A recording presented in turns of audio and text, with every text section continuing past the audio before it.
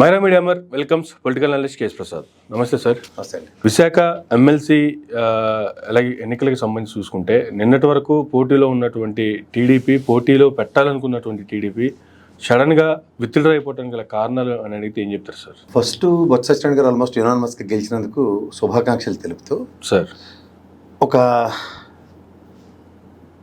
Hypothetical ఈక్వేషన్స్లో సప్రెషన్లో ఉన్న వైఎస్ఆర్సీపీకి ఇక్కడి నుంచి సక్సెస్ ముందుకు వస్తుంది అన్నదానికి బొత్స సత్యనారాయణ గారు గెలుపుతో తలెత్తి చూసే ఉదంతం తెరలేపుకి వస్తుంది. ఓకే, ఇక్కడ రెండు విషయాలు. ఇవాళ నిన్న చంద్రబాబు నాయుడు గారు స్ట్రాటజీ బ్రహ్మాండంగా వాడారు. ఎందుకంటే దగ్గర 400 పైచిలుక మెజారిటీ రావాల్సిన దగ్గర వీళ్ళకి ఉన్నది 204 స్ట్రెంత్, 34 మందిని కొన్నారు ఆల్రెడీ. ఇది కాక మిగిలిన ఎంత కొనాలంటే వస్తారంటే 200 పైచిలుక 300 పైచిలుక కొనాలి. సిట్టింగ్ ఆల్రెడీ 614 వాళ్ళకు ఉన్నాయి, 11 వేకెన్సీస్ ఉన్నాయి సార్. సో ఈ తరుణంలో ఇది కనుక ఏమవుతుందంటే పుట్టుకతో వచ్చిన బుద్ధులు పుడకలతో కానీ బావని ఒక సామెత ఉంటుంది. అట్లా ఇవాళ కనుక ఈ ఎమ్మెల్సీ ఎలక్షన్స్లో కంటెస్ట్ చేయించి నెక్ టు నెక్ దాకా లాక్కొచ్చిన అయితే గెలిచిన, ఓకే, 2014-19 మధ్యలో జరిగిన ఓటుకు నోటు కేసు, తర్వాత 23 మంది ఎమ్మెల్యేలను కొనడం, తదనంతరం అధికారం కోసం అధికారంలో ఉన్నా సరే, అధికారం పరిపుష్టిగా ఉన్నా సరే ఖచ్చితంగా ఎమ్మెల్యేల కొనుగోలుని నెక్స్ట్ పార్టీల పరంగా ఒక ఎమ్మెల్సీ సక్సెస్కి 2014లో జరిగిన ఓటుకు నోటు కేసుని కూడా జస్టిఫై చేసినట్టు అవుతుంది. ఇవి అంచెనిష్ఠూరం కన్నా ఆదినిష్ఠూరం మేలని ముందే తప్పించుకున్నాడు ధన్యుడు సుమతి అని ఈ రెండు సామెతల్ని పక్కన పెట్టి చూస్తే చంద్రబాబు గారి ఆప్షన్ ఈజ్ ఫంటాస్టిక్. కంటెస్ట్ చేయించకపోవడం అసలు నేను ఇంకా పిల్లి మెల్లో గంట కట్టినట్టు బీజేపీ ఓడుకో లేకపోతే జనసేనలకు ఇస్తారేమో, ఎందుకంటే సీఎం రమేష్ ఆల్రెడీ అక్కడ బీజేపీ ఎంపీ కాబట్టి అది తిప్పలేమని ఊబడను. ఎందుకంటే ఒకటికి 5 లక్షలు బేర్ మినిమం వేసుకున్నా సరే దగ్గర 20 కోట్ల 5 లక్షల రూపాయలు ఖర్చు పెట్టాల్సి వస్తుంది. 20 కోట్లు ఖర్చు పెట్టడానికి రెడీగా ఉన్నా, కాంట్రాక్ట్లు ఇస్తామని చెప్పిన చక్రవర్తి గారికి వాళ్ళకిను ఓవరాల్గా ఏంటంటే ఒక అన్సర్టనిటీ డ్రైవ్ అవుతుంది. అయ్యన పాత్రుడు గారి అబ్బాయి లోకేష్ పరంగా ఎమ్మెల్సీ అని, ఈయనేమో చక్రవర్తి గారిని కన్ఫర్మ్ చేయడం. సో ఆ ఇంటర్నల్ కాన్ఫ్లిక్ట్ కూడా బయటకు రాకుండా సప్రెషన్ జరిగింది. రెండోది 2014 ఓటుకు నోటు కేసు దగ్గర 23 మంది కొన్న దగ్గర ఈ అపవాదులన్నీ మోసుకుంటూ వస్తూ ఇప్పుడు కూడా మళ్ళీ అదే కొనుబడి కార్యక్రమానికి తెరలేకపోయిందంటే వీళ్ళ బుద్ధులు ఇవే అనేది ఎస్టాబ్లిష్ అయిపోతాయి. సో ఈ 3 ఉపద్రవాల్ని తొలగించుకోవడానికి ఏంటంటే స్ట్రాటజికల్గా వాళ్ళు విత్డ్రా చేసుకున్నారు.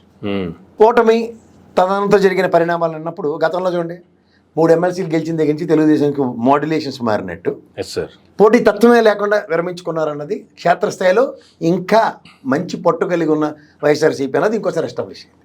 ఆ 40% ఓట్స్ ప్లస్ గతంలో గెలిచిన జెడ్పీటీసీ ఎంపీటీసీలు అనుకోండి, లేకపోతే స్థానిక యువతల నుంచి అవతల కార్పొరేషన్ విశాఖ కార్పొరేషన్ వాళ్ళు జనసేనలో కలిసినంత మాత్రాన్ని కూడా ఉపద్రవాలు ఏవీ లేవన్నది మాత్రం ఎస్టాబ్లిష్ అయ్యింది. అంటే ఇక్కడ నుంచి మరలా అప్పుడు వాళ్ళకి ఏ విధంగా 3 ఎమ్మెల్సీలు గెలుచుకున్న తర్వాత టీడీపీ విజయకేతనం స్టార్ట్ అయిపోయిందని ఫీల్ అయ్యారు. ఇప్పుడు వైసీపీ కూడా అదే పరిస్థితి అంటారా? ఒక దాంతో ఏం జరగదు కానీ సార్, అంటే ఒక ఏమీ లేని దగ్గర ఒకసారి ఓయాసిస్ కనబడినట్టు అన్నమాట ఎడార్లో.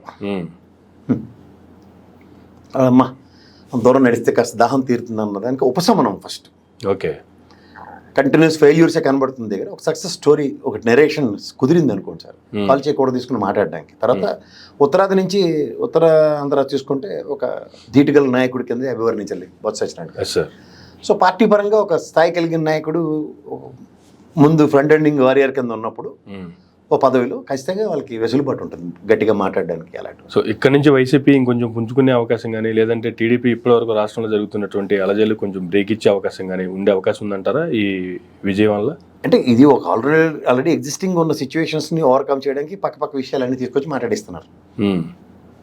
ఇంట్లో కుటుంబ విషయాలు, వైఎస్ఆర్సీపీకి సంబంధించిన దువ్వాడ శ్రీనివాస్ గారి ఇష్యూ చూడండి.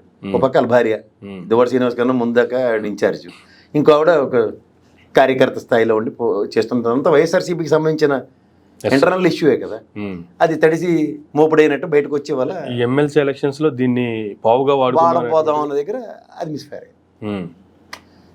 లాస్ట్కి ఏమవుతుంది, ఇడితి పడితే ప్రతిసారి ఇప్పుడు లాస్ట్ వైఎస్ జగన్మోహన్ రెడ్డి గారి పార్టీ ఓడిపోవడానికి కూడా ఊరికే పవన్ కళ్యాణ్ గారి పర్సనల్ ఇష్యూస్ని ఎక్కువ డిబేటబుల్ టాపిక్స్ అయినందుకే కదా. సో అది ఇంకా ప్రజలు యాక్సెప్టెన్స్ లేదన్న విషయం గ్రహించగలిగారు.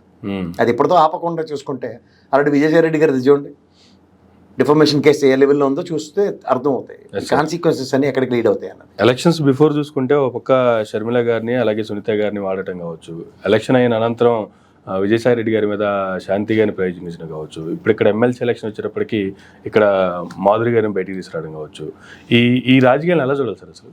ఇప్పుడు మనం ఇంట్లో ఒక కూర ఉప్మా ఏదో చేయండి, దాంట్లో కరివేపాకు లేకపోతే రెడీ చేస్తారు. ఆ టైంకి అక్కడ వాడి ఆ కరివేపాకుని తీసి అవతల పడేస్తారు కూర అయిన తర్వాత, లేకపోతే ఉప్మా అయిన తర్వాత. సేమ్ అలాగే సునీత గారు చర్మిల గారిని కూడా అలాగే కరివేపాకుని తీసినట్టు పడేస్తారు. అందుకని ఇంకేం లేదు. వాళ్ళు ఇంకా ఎండుమాలో కల్లా అయ్యో బాబా సూపర్ లేదో చేసేస్తారని భ్రమలో తిరుగుతున్నారు. అంతకు మించి ఇంకేమో. వాళ్ళ పరిస్థితి ఓకే, వాళ్ళ పరిస్థితి వాడుకున్నారు, తీసేస్తున్నారు. అది వాళ్ళకి అర్థమయ్యేటప్పటికి వాళ్ళ పుణ్యకాలం కలిసి పూర్తయిపోద్ది. కానీ వీళ్ళు చేస్తున్నటువంటి రాజకీయాలు ఎక్కడెక్కడ ఎప్పుడెప్పుడు ఎవరెవరిని కావాలో అలా ఫ్రేమ్లోకి తీసుకొస్తున్నారు, వాళ్ళని పెట్టి రాజకీయాలు చేస్తున్నారు, వీళ్ళు సైలెంట్గా ఉంటున్నారు. ఇప్పుడు మీకు ఒక విషయం చెప్తా. ఇప్పుడు సార్ ప్రతి దానికి ఒక ఆప్షన్ ఎక్స్ప్లోర్ చేస్తున్నారు. ఇది ఒక మోడల్స్ ఆఫ్ ఆపరేండ్ వాళ్ళది. ఏంటంటే ప్రజల్లో అనవసరమైన విషయాలు, మనకు మాధ్యమాలు ఉన్నాయి, మీడియా ఉంది, బ్రహ్మాండంగా ఇట్లతో తొలగొట్టొచ్చని ప్రజల్లో పనికిమాలిన చర్చలకి తెరలేపుతున్నారు.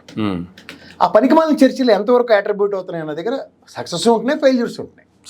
ఆ సక్సెస్ ఫెయిల్యూర్స్ మధ్యలో ప్రజలకి ఒక అనిశ్చితి ఉంటుంది. ఏడే తలకైనా తెల్లారేసే అడ్డమైన చెత్త న్యూస్లని, ఈ అడ్డమైన చెత్త న్యూస్లకి ఎవరు ఎక్కువ ప్రయారిటైజేషన్ ఇస్తున్నారో గమనించుకోవాలి. ఇప్పుడు మనం చూడండి, బయట స్పెక్టేటర్స్లో ఒకటి ఉంటాడు, మన ఫ్రెండ్స్తో క్రికెట్ మ్యాచ్లు కానీ వాలీబాల్ మ్యాచ్లు కానీ ఏవో చూడడానికి వెళ్ళినప్పుడు చూడండి, అరే ఇలాగేస్తే అలా ఆడొచ్చు, అలాగేస్తే అలా ఆడొచ్చు అని. అలా ఒక ఆటలో అటువంటి ఛానల్ ఒకటి ఉంది ఇక్కడ. ఆడు చేసి దాష్టికాలు ఎలా ఉంటాయంటే ఏ ఉండదు, ఊరికి అడవిడి ముందు ఒక ఫీల్డర్ టైప్లో కొడుతుంటారు. అంటే కాపీ క్యాట్ కిల్తారేట్ అని. నేను కూడా చంద్రబాబు నాయుడు గారి స్థాయిలో ఆయన కూడా అంతే. ఏదైనా ఒక టాపిక్ ఉందనుకోండి, ప్రజల్లో చర్చనీయాంశం చేసి ఫస్ట్ దాంట్లోంచి వైబ్రేషన్స్ లీడ్ చేస్తాడు అతను. ఒక స్ట్రాటజీ అన్నమాట. ఈ తెలివితేటలు నాకు కూడా ఉన్నాయని ఎగేసుకొని చూపించుకోవడం కంటే అడ్డమైన చెత్త తీసుకొచ్చి ఒక న్యూస్ ఐటమ్ చేస్తున్నాడు. మీకు అర్థమవుతుందా? అది 4-5 రోజుల పాటు వెసులుబాటు దొరుకుతుంది పనికి మన చర్చ తెరలేపడానికి.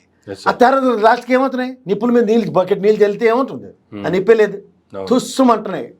అది గమనించండి. ఇది ఒక డిఫరెంట్ మోడల్స్ ఆఫ్ ఆపరేండ్. ఎవడు కెలుకుతున్నాడో ఆయన స్కేప్ గోడ్ కానీ పట్టుకోవాలి ఫస్ట్. వాడు ఎవడో అందరికీ తెలుసు, కానీ వాడు ఓవర్ యాక్షన్లు మాత్రం భరించలేకపోతున్నారు ప్రజలు. అడ్డమైన చెత్త తీసుకొచ్చి ఒక డిబేటబుల్ టాపిక్ పెడుతున్నాడు. దానికి ఏంటంటే జర్నలిజం చదువుకుంటే విలువలు విశ్వసనీయత ఉంటాయి. లేదనుకోండి బయట స్పెక్టేటర్లో చూడండి, అచ్చా అదైతే కవర్ డ్రైవ్ కొట్టొచ్చు, ఇదైతే 6 కొట్టొచ్చు అని చెప్పినట్టే ఉంటుంది. లాస్ట్కి ఏమవుతున్నాయి, 4 రోజుల తర్వాత బకెట్ నీళ్ళు తీసి దాని మీద దుస్తుమని వెళ్తున్నారు. అంతకన్నా ఇంకెళ్ళలేదు.